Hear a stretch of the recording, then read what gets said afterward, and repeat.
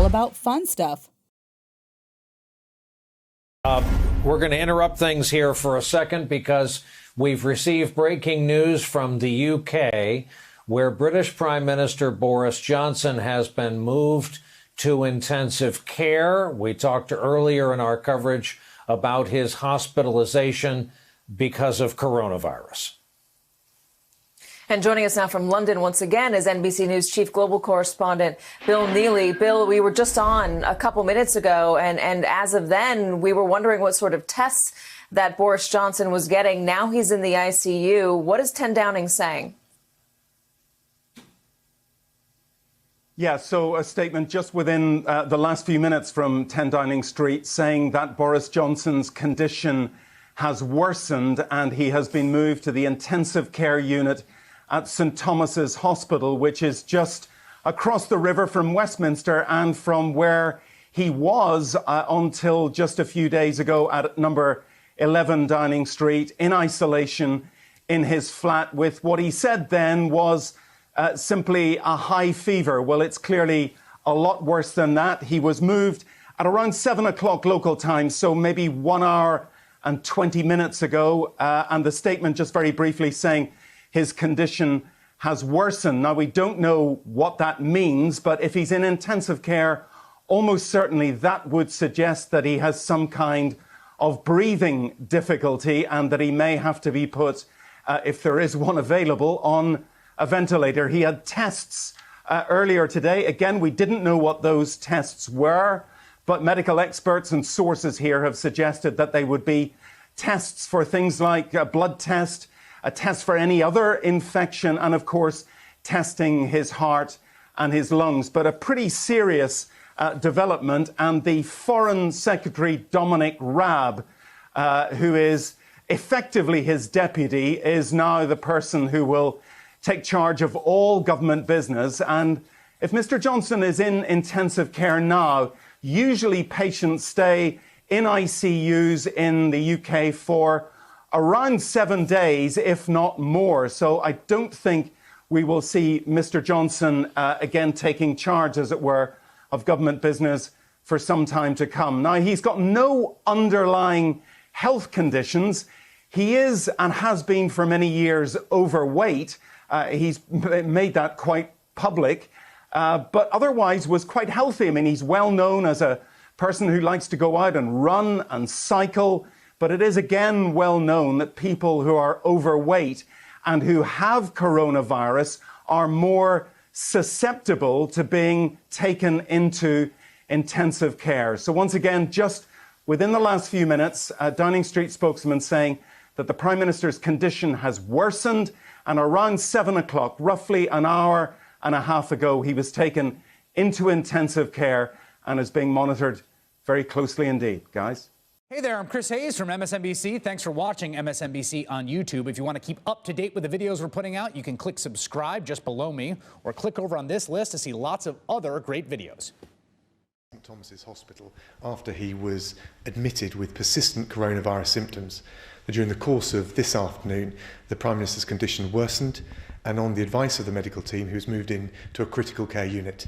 So in light of those circumstances, the Prime Minister asked me as First Secretary to deputise for him where necessary in driving forward the government's plans to defeat coronavirus. And as you'll know, he's been receiving excellent care at St Thomas's Hospital, and we'd like to take this opportunity as a government to thank NHS staff up and down the country for all of their dedication, hard work and commitment in treating everyone who's been affected by this awful virus. With the Prime Minister now in intensive care, this is obviously an extremely serious situation. I mean, how worried should people be about his health and about who's in charge of the government? Well, the government's business will continue, and the Prime Minister is in safe hands with a brilliant team at St Thomas's Hospital, and the focus of the government will continue to be on making sure, at the Prime Minister's direction, all the plans for making sure that we can defeat coronavirus and pull the country through this challenge will be taken forward. Are you confident, though, that the government is under control tonight?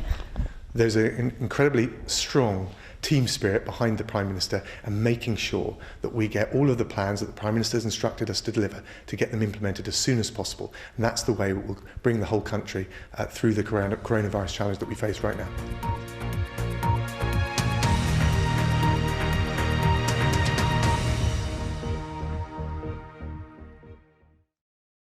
See the headlines as they happen and watch BBC News live in the app and get the full story with bbc.co.uk/news. Follow the story for all the latest with BBC News. Prime Minister Boris Johnson has been transferred to the intensive care unit after testing positive for coronavirus and heading into the hospital. CNN's Bianca Nobilo joins me now with the details on this. Bianca, what are you learning here? Well, Kate, this hour we have learned that Boris Johnson's been transferred to the ICU. Now, we knew that he had been admitted to hospital about 24 hours ago. The Prime Minister tested positive for coronavirus 10 days ago. He'd then been in self-isolation. We'd barely seen him. He'd only emerged once or twice. Then, yesterday, on the advice of his doctor, because his symptoms were persisting, he was advised to go to hospital for, quote, routine tests. We were not told what those were. We then received word about 15 minutes ago that he'd been moved to the intensive care unit about 7 p.m, so about an hour ago local time. Now, that's all we have at the moment about the Prime Minister's condition. There was a lot of concern today when his de facto deputy, Dominic Raab, took the stage to do the press conference from Downing Street. We weren't getting almost any information about the Prime Minister's condition. No indication of deterioration, but the language had changed. Last week, they'd referred to the Prime Minister's symptoms as mild. Today, they were calling them persistent. Clearly, there has been a deterioration. On doctor's advice at St Thomas's Hospital in London, he's been moved to the intensive care unit.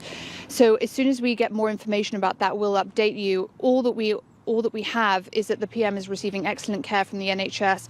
There were posts on his Twitter account and his Instagram account today, but we haven't seen the Prime Minister for some time. The decision was made by the Prime Minister's medical team because his condition has worsened over the course of the afternoon today. Now, at the lobby briefing, which happens daily about the Prime Minister and the activities of the UK government, it was the notion that he was on a ventilator at that point was dispensed with. There had been some erroneous Russian reports that the Prime Minister was on a ventilator. The spokesperson took the opportunity to say, no, that's disinformation. That is not true. Then, as we now know, his condition has worsened over the afternoon. So the Prime Minister now in intensive care for his persistent coronavirus symptoms, which we now understand to have worsened considerably today, Kate. And Bianca, I mean, to this point, correct me if I'm wrong, everything that we've heard is that he has been working from the hospital, completely engaged, involved. Look, if someone's telling me that someone here in the States has been put into the ICU, they're no longer really working from the hospital. Are you hearing anything about that? Yes, so we now understand that Dominic Raab, who is the Foreign Secretary and also the first Secretary of State here in the United Kingdom, is going to deputise for the Prime Minister. Now, in the UK, we don't have the same kind of chain of succession, if you like, as you do in the United States. There's nothing formalised. If there's no Deputy Prime Minister, then it tends to be the first Secretary of State. So Dominic Raab, the Foreign Secretary, will be deputising. He led the Prime Minister's coronavirus war cabinet this morning at 9:15. But as you mentioned, today we were told that the Prime Minister was continuing to lead the country, continuing to be at the helm and work from his hospital bed. He was having all of his integral papers and all of his updates delivered to him there. Now, when our chief medical officer was asked in the press conference inside Downing Street today whether or not it was sensible for somebody who has been suffering from persistent coronavirus symptoms for 10 days of a fever and a cough to keep working from hospital, he said it depends on the individual. But that was reiterated by the Foreign Secretary that the Prime Minister was fully in charge and getting involved where he needs to. So that was the case at 5 p.m. local time this afternoon, so just 3 hours ago, and things have clearly deteriorated markedly since then as the Prime Minister has now decided to stand aside for the moment and give that responsibility. The responsibility to lead this country through this national emergency now goes to Dominic Raab, the Foreign Secretary. Look, and Bianca, this isn't just any regular citizen. I mean, this is the Prime Minister of the United Kingdom. Have you received a clear answer? You mentioned the question of being put on a ventilator. Have you received a definitive answer if he is now on a ventilator? No, we haven't. And obviously, it's not my place, and I'm not a medical expert, to speculate on the kind of medical condition that he would be. And we do understand, though, that patients who are suffering from coronavirus, if moved to the intensive care unit, are often needing a lot of oxygen support and perhaps ventilation. But we certainly don't know that for sure. All that we can say is that the Prime Minister's condition has deteriorated. Obviously, we would expect an update on his condition as soon as they have something. And that has been Downing Street's line this entire time. They have said, we will update you when there is something to say. Otherwise, stop asking questions. Essentially, the Prime Minister clearly has a lot to get on with, and he has his own responsibility to heal. So the Prime Minister receiving care at the moment in the intensive care unit, now Dominic Raab taking over. It was curious, actually, in the press conference today, Kate, it was noted by several journalists that the Prime Minister had been underscoring how precious the NHS was and how precious each of these beds in hospital is right now as Britain nears the peak of this outbreak. 493 people died, 439 people dying today. One of the journalists asked the question, well, which is it? Is the Prime Minister fit and well enough to lead the country at this point? Or is he so sick that he requires one of those precious beds that so many people need at the moment in the United Kingdom? So I think that kind of question, which was struggled to be answered by those at the press conference, certainly started people asking that question. You know, which one is it? Boris Johnson is somebody who always goes out of his way to project, you know, a vibrance, a strong leadership. He's exuberant, and he also doesn't like to divulge personal details. But clearly, the health of the Prime Minister now is absolutely integral to the health of the nation. So that's why people were asking questions this afternoon, trying to discern, is he well enough to be making decisions not just on a daily basis, Kate, that pertain to this country's health and ability to withstand this outbreak, but on an hourly basis. Clearly now he has given those responsibilities to his de facto deputy, Dominic Raab, who will be taking those key decisions in the coming hours and days. No, I think you pose, and other journalists are posing, the paramount question right now. If the Prime Minister is well enough to be leading the country at this point, really sad turn of events right now. As soon as you have updates, please bring it to us, Bianca. I really appreciate it. Thank you so much. Joining me right now, CNN Chief Medical Correspondent Dr. Sanjay Gupta. Sanjay, thank you so much for jumping on so quickly. Clearly a lot not known, but as we were learning what we heard right there from Bianca, we know, it sounds like we know one thing essentially, that he clearly has worsened because he has now been moved into intensive care. What are your questions that you have now for the limited information that has been made public about the Prime Minister? Well, you know, he was admitted to the hospital last night, is my understanding, about 10 days after he was first diagnosed. What we heard last night was that it was for more routine sort of, evaluation in the hospitals for some testing and things like that. I want to know, just what was his status at that time last night, and then, obviously the question, Kate, is what happened today that sort of prompted this move to the intensive care unit. It's usually one of a few things. The most obvious thing, especially with something that is a respiratory problem, there was concern about his ability, Boris Johnson's ability to sort of continue on his own without some additional oxygen, maybe even a breathing machine. Don't know that for sure, obviously, but that's one of the reasons people go to the intensive care unit. Right. Sometimes it can be due to heart issues. If someone's unable to maintain their blood pressure for some reason, they need to have medications placed that are typically monitored and administered in an intensive care unit. It could just be sometimes out of an abundance of caution. Look, we can't monitor someone as closely as we would like on a general care floor, need to go to the intensive care unit, or it's some sort of a more sophisticated therapy, some sort of treatment. Of course, as you know, Kate, there is no specific known approved therapy for COVID, but sometimes if there's certain medicines that they want to try, sometimes they will do that in the intensive care unit.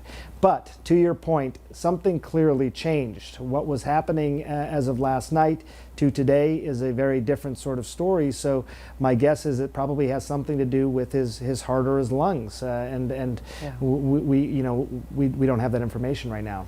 Look, and I remember Governor Cuomo actually saying last week, at the end of last week, in terms of how they talk about resources here in New York, he said he basically classified an ICU bed in his mind is any bed that requires a ventilator. And I found that interesting. And I do wonder, though, if we're told that Boris Johnson was not on a ventilator before, if he is now, what does that indicate? You know, first of all, you know, being 10, 11 days out from his initial diagnosis, this is the pattern, you know, as we've really looked at this data, this is a pattern that we've seen over and over again, that somebody may have a sudden, sort of somewhat abrupt decline in their ability to just maintain their breathing on their own, and they need to have mechanical support. I think you're right. I think what you're driving at, Kate, is right, is like in a midst of a pandemic, if someone is going to the intensive care unit, it obviously has to be for good reason, because these are obviously a very precious commodity, and the number one reason right now is because of ventilators. And it's not just ventilators, but it's the respiratory therapists that actually administer all that therapy and are taking care of the ventilator and the patient, and all the monitoring and all that goes on. You need not hour by hour monitoring, you need minute by minute monitoring now. Yeah. So all of that is the case. Now it may be that they're worried enough about him that they think that he may need one, so he's sort of in that phase in between, and they thought it'd be better for him to be in the intensive care unit, just as a caution, but a very concerned caution in the. Boris Johnson, 55 years old, in the intensive care unit of a London hospital, of St. Thomas Hospital, one day after being admitted to the hospital for persistent symptoms of coronavirus, and then just about a couple of hours ago, the 10 Downing Street, the official residence of the Prime Minister, put out a statement in which they have said that he is now being moved into the ICU. The BBC is saying that he is not on a ventilator, that he is conscious, but he is in the intensive care unit of that London hospital in case he is not able to breathe on his own and that he has to be put on a ventilator. So this is the first major world leader that we know of that has had a situation like this where he is struggling. He is in a very obviously precarious health situation right now. You know, people have beaten this, but once you are moved into the intensive care unit, the concern around the situation obviously becomes a little bit more critical, and 10 Downing Street has described the conditions as worsening in this afternoon. So the 55-year-old Prime Minister of Britain in the intensive care unit of a London hospital. The CBC's Hannah Thibodeau is also following this story for us, and she has more on that. Hannah. Hi, Andrew. I know you were looking for me right beside you, but for a safe distance, I'm on the other side of the newsroom. Let me just help you pick up what's happening here right now. Just learning that UK Prime Minister Boris Johnson has now been admitted to the ICU in the London hospital. He went there with coronavirus-like symptoms yesterday, but he has worsened, and in that case, they have now put him in the ICU unit. We're still trying to find out at this time, Andrew, whether he is on a ventilator or will be put on a ventilator or not. They do say that he was conscious when he was put in that situation. And then, of course, as you were saying, Andrew, this is the first world leader to be put in ICU because of this terrible virus. Now, one of the things that's happening, because of course they still have to run the country, the Foreign Secretary Dominic Raab, who is the first Secretary of State, was deputized so that they could use him whenever necessary to do government work, to push things through if things are needed, and that is in case of a worst case scenario. This happened, though, yesterday when the Prime Minister did go into hospital because of situations that will clearly arise. We've seen lots of things here in Canada where the Prime Minister is necessary, and there is that list of protocol when it comes to, in fact, if a Prime Minister is to get sick, there is that list. And here in Canada, the next in line would be Deputy Prime Minister Chrystia Freeland. So this is the case in London as well. And that's interesting that you point that out, Hannah, because of course Sophie Gregoire Trudeau tested positive for COVID-19, and You know, that list had not been updated in a while, right? It had not been updated since the election, and all of a sudden I think there was a sense that maybe you need to update that list. Yeah, absolutely, because yes, of course, it is the Deputy Prime Minister after that, but it's then, after that, the longest serving member of Parliament, Liberal member of Parliament and Cabinet Minister at that point. So it was the Agriculture Minister, Lawrence Macaulay,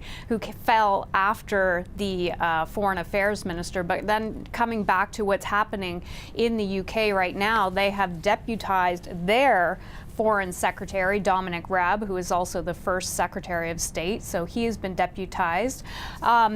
So the Prime Minister, British Prime Minister, has only been in the hospital for, I think you were saying, less than 24 hours. I think it was around 7 p.m. Eastern yesterday that he did go into the hospital with COVID-19 conditions. He had had headaches, but clearly that situation has gotten worse, and they have put him in the intensive care unit. Of course, we do have reporters on this trying to find out what that exactly means. Will he be put on a ventilator? Because that's a serious situation as well. So we're trying to get all those answers from our London bureau. Yeah, we're trying to figure out, Hannah, exactly what the situation is. It is clear that if the medical team has told him that he needs to go into the ICU in anticipation, and in fact, Hannah, I'll get back to you in a moment, but for more, we've reached Sky News reporter Aubrey Allegretti. So Aubrey, what have you learned about the British Prime Minister's condition?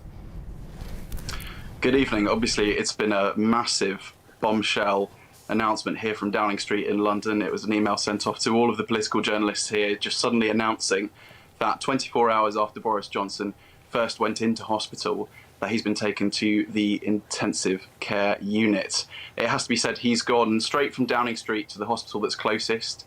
It treats all the sort of politicians in the local area, and it's just across the bridge, right down from Downing Street. So it's not a very long journey. He's being treated there by NHS staff, and we only had this news obviously in the last sort of hour or so, so it's been very fast moving, and it invites a lot of questions. And what are some of those questions that you have in terms of his condition right now? Well, I suppose the first question is he going to be put on a ventilator or not? That's, you know, a big warning sign for some people. They say that actually maybe that would suggest that his condition is really, really bad. We're also wondering, you know, how his health has been in the last 24 hours and how much he's managed to kind of pass over this huge responsibility for dealing with the crisis to the minister that he's nominated to take over instead, Dominic Raab, the Foreign Secretary. Dominic Raab, I think, said that he last spoke to the Prime Minister on Saturday before, and so there are lots of questions over how much the government's really on top of the huge escalating crisis and the lockdown that's so important to making sure that it goes away as quickly as it can. And tell us, Aubrey, just in terms of for the Prime Minister himself. So it was 10 days ago, right, that he tested positive for coronavirus. Now, what did we hear over the course of the past 9 or 10 days, and how that has really escalated or deteriorated for him from a health perspective? Of course. So it was announced, I think, 11 days ago that he had tested positive for COVID-19. And at the same time, they said that he was going to self-isolation, that he was going to have his meals left outside his door. But Downing Street did insist that he would carry on taking charge of the country's response to coronavirus by chairing the meetings remotely, which, to be fair, the government had been doing in the run-up to that time. There'd been the sort of cabinet meetings held over Zoom, and so I think most ministers were familiar with this kind of video link. We got a few more updates from him. They were kind of these self-shot videos from his own isolation unit, if you like, above number 11 Downing Street, where he was supposed to be staying for 7 days. Also, at the same time, we had our health secretary test positive for COVID-19. Now, it has to be said, the health secretary was out of isolation and was doing the media round yesterday. He was on our show as well, and he was not particularly positive about the Prime Minister's condition at the time. He said to us he's okay when asked about the Prime Minister's condition, and then said that for some, COVID-19 was very, very serious, before clarifying that the PM is not at that end of the spectrum. So it has to be said that questions were being asked then about, were we about to see the Prime Minister kind of, you know, his condition get a lot worse. And so at this point, we know that he is in the intensive care unit. Do we know whether or not he is breathing on his own, or is he on a ventilator? Downing Street are keeping those details very, very quiet for now. I think they've said that, you know, the PM's condition is stable. They deliberately sort of dropped the word that they were saying, which they call his illness mild. The symptoms that he was having, they dropped using that language as soon as he went into hospital last night. So we know that things have escalated a little bit, but that at the moment they're not giving us the clarity on whether he's on that ventilator or not. And obviously that will be a big step, and people will really start to worry a lot more about the health of the Prime Minister. It has to be said that politicians here from all the political parties are hoping that he gets better soon. They've been all sending their messages of support, so it's probably just a case of wait and see at the moment. And what about his pregnant fiancée? Yeah, his fiancée, Carrie Simmons, she's pregnant. They announced that they were getting engaged and that she was going to have their first child just a few weeks ago. She tweeted again from isolation. She said that she was on the mend from the symptoms that she'd been experiencing. So there's no reason to suggest that there's any kind of complications there, but obviously it's going to be an incredibly hard time for her to be dealing with while her fiancé, the Prime Minister, is off in hospital. And tell us a little bit, Aubrey, just in terms of how Britain has been particularly hard hit from this coronavirus. Yes, I think there were some hopes at the start that the strategy of kind of being able to contain the spreads before they escalated so much, and that hasn't been borne out. The death rate here has been very high. It's been on the same track as Italy, which is obviously the worst affected country in Europe in terms of deaths. It's doing the same kind of trajectory as Spain and France. People were really hoping that the UK would be an outlier, but unfortunately it hasn't been. Now, lockdown measures were brought in here about 2 weeks ago. It's believed that they might be considering even making them tougher now, because we've had some nice weather here over the weekend, and while most people obviously adhered to the lockdown advice, there were a couple of scenes of people out and about having a barbecue on the beach, I think, for example, and a police person used their helmet to scoop out some water from the ocean and poured it over the barbecue and told them to go home. So there are elements of people not obeying the rules, and the Health Secretary indicated that he might be looking at tightening them even further, to say that outdoor exercise, which is one of the sort of avenues that people might use to go outside and then stop for a chat or meet up with their friends, might also be banned as well. And it's interesting that Boris Johnson is in this fight right now for his own health, because there were questions around what Britain should do and what the government would be encouraging just a couple of weeks ago when it came to the schools and businesses and pubs and beaches and the like, right? Yes, there was a lot of resistance within the government about being seen to move much further than they needed to do to clamp down and, kind of dictate this kind of lockdown, which, let's be honest, is completely unprecedented in a sort of peacetime situation. There was a lot of scepticism about taking Britain so far, and it's been borne out that actually that is, it seems, the most effective way of dealing with it. I mean, we still haven't actually seen that sort of, the curve balancing out yet. We're still basically seeing the results of deaths of symptoms and the virus that will have been picked up sort of 2 weeks ago. So we are still very much on an upward trajectory in terms of the death toll, unfortunately. And then the Queen's message, so calming, so reassuring yesterday, and then just, hours after the Queen gives her message, all of a sudden the Prime Minister is admitted to hospital. How are people in Britain feeling today? Yes, I'm sure that the timing of that message was very, very deliberate, going out on a sort of Sunday evening after, like I said, a weekend of pretty good weather across the UK, encouraging people to basically stay inside. Unfortunately, the news tonight is going to be a big shock to people, around the world. It's going to be the first sort of leader of a country that is literally in hospital, has coronavirus, and, people will be speculating about how well he's really feeling. So I think the country will be, I think they'll be unifying around him. Like I said, lots of the politicians from different parties are all kind of coming together and saying, politics aside, we obviously just really hope that he improves and makes a really swift recovery. I think the country will think that as well. It's a horrible virus. and they'll be wanting to sort of rally round him. It will be interesting to see, if he does sort of get much better, how much this kind of like boosts his sort of popularity, whether people really sort of sympathise with him, or he goes through that kind of like warlike figure and people really rally round him. But we're still sort of a few weeks away from that. All right, Aubrey, appreciate you taking the time. Thank you. That is Sky News reporter Aubrey Allegretti.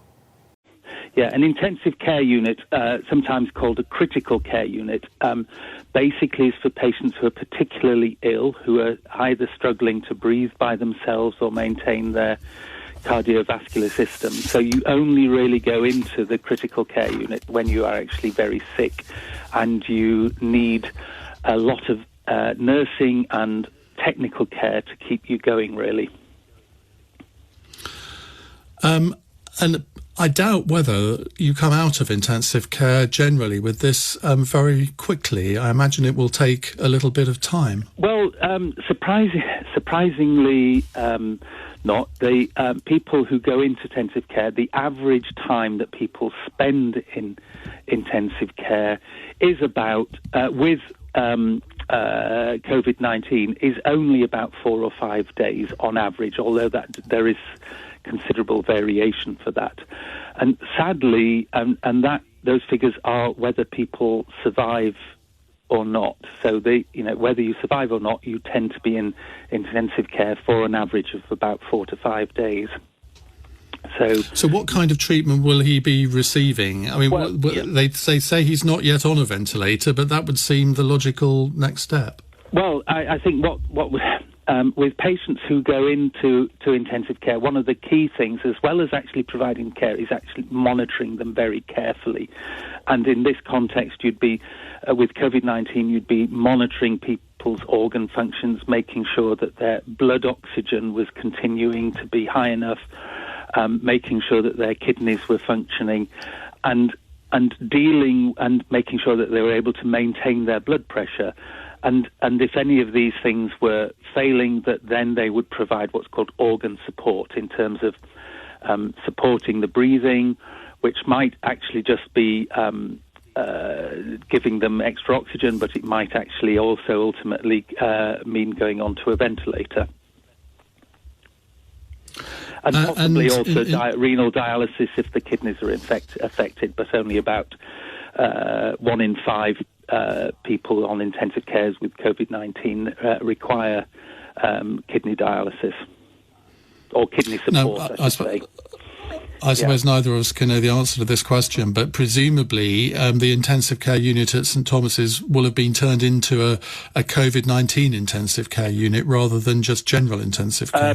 I would certainly have expected that by now, but clearly people are getting ill from things other than COVID-19 at the moment, and although I'm sure the London hospitals are trying to separate, it's not always possible to achieve that separation when your primary role is to try and keep very sick people alive.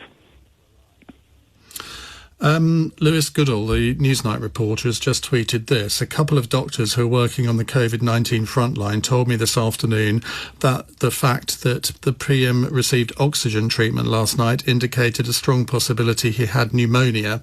The question number 10 has to answer if that's the case, and if that was the case this afternoon. Well, leaving that last bit aside, I'm not sure they have to answer anything, to be fair.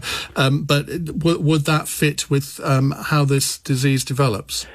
Yes, I mean, clearly I can't talk about an individual. As a doctor myself, I can't talk about an individual's care. But in general terms, one of the things about COVID-19 is that actually people often deteriorate very slowly.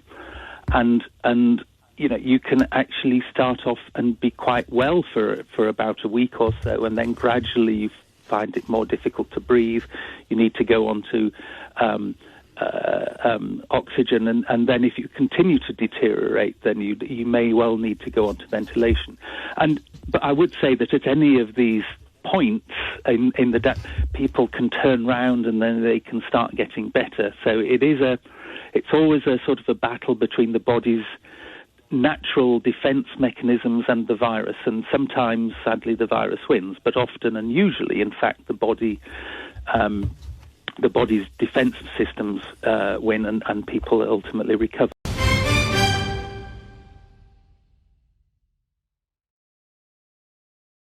All about fun stuff. Thanks for watching. Don't forget to subscribe and hit the bell button. Do you like? Leave a comment below.